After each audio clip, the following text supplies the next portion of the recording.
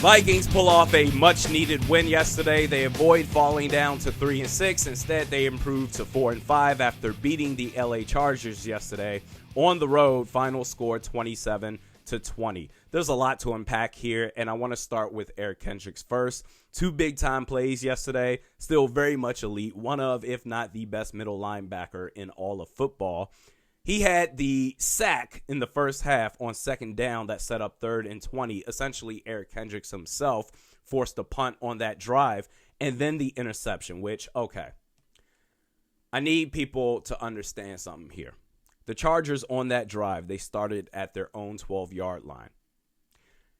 Justin Herbert, play action, first down, throws the ball downfield. And it's not like, okay, the ball just fell into Eric Kendricks' lap.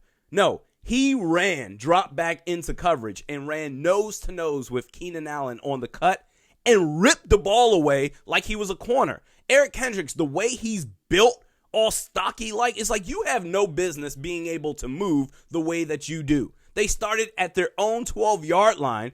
Eric Kendricks ripped the ball 19 yards down the field. The luxury of having a guy like Eric Kendricks, who is essentially a linebacker corner safety hybrid. Eric Kendricks is the best linebacker, the greatest linebacker I've ever seen put on a Vikings uniform. Staying on defense, Cam Bynum, I'm officially a believer in him. Last week against Baltimore, he had an interception. Yesterday against the Chargers, he had a big-time sack, a TFL, and a pass deflection. The future is bright for him. And I'm to the point now where if Xavier Woods decides to move on from the Vikings after this season, or dare I say, if the Vikings, I don't see this happening, but if the Vikings decide to move on from Hitman, I feel good about Cam Bynum being the starting safety, one of the starting safeties of the future. And getting to the offense, the offensive line. The Garrett Bradbury era is over. It's Mason Cole's season now, baby. But because Bradbury is a first-round pick, I have no doubt that the Vikings, when he's ready to play, oh my God, let's give him one more shot. Let's see if he can improve one last time. Back-to-back strong outings from Mason Cole. And I don't even trust Cole long-term, but right now he is a massive upgrade over anything we've ever seen from Garrett Bradbury. Oli Udoh, I'm done with him too. Every time he plays, he's basically making it rain with holding penalties. Play Wyatt Davis. You drafted this dude in the 3rd round. You cannot keep putting this dude, Oli Udoh, out there on the field, who is single-handedly self-sabotaging offensive possessions. But despite that, Kirk Cousins, now he did have a very weak start to yesterday's game. He had the 2 sacks, he had the fumble, but man, did he tough it out. He had 294, finished with 294 and 2 touchdowns. As the game went on, Kirk Cousins delivered. And hey, the 2 touchdowns that he threw, it was to Tyler Conklin. Who could have saw that coming? You kept the defense honest.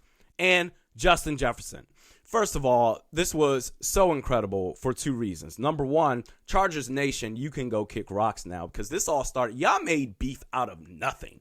This all started last year when I was doing the videos talking about why I felt that Justin Jefferson deserved Offensive Rookie of the Year. Here came all the Chargers fans out of nowhere. Oh my God, you're a Vikings fan. You have your purple shades on. You are so biased. This should be Justin Herbert. Ha ha, Justin Herbert. He got Offensive Rookie of the Year. And then this past offseason, oh, Justin Jefferson, he's not even better than Keenan Allen. Really? Last year, Justin Jefferson, he finished 4th in receiving yards to Keenan Allen at 19.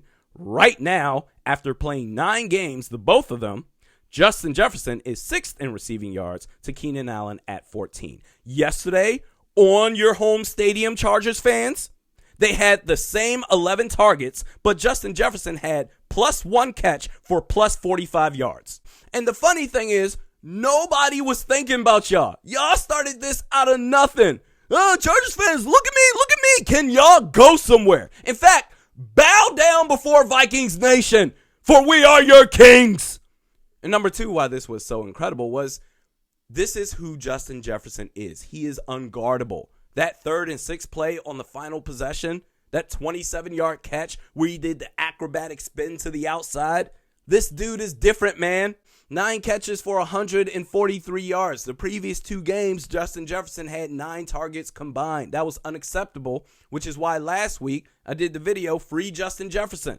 Get this dude the ball more, which oddly enough, I saw this after yesterday's win, that Mike Zimmer evidently told Jefferson that he would be getting the ball more, and that Zimmer said Jefferson was very frustrated when he didn't get many balls last week. Well, damn, a little late to the party, but better late than never, because we've been saying this for a year and a half now. Give this man the Randy ratio. 40% of all targets should go to Justin Jefferson. Because if you're Mike Zimmer and the Minnesota Vikings, first of all, credit to head coach Mike Zimmer on taking the initiative on making yesterday's game happen. Can you keep that same energy the rest of the season? Because if you're Mike Zimmer and the Minnesota Vikings, you have to realize you've been blessed with a generational talent.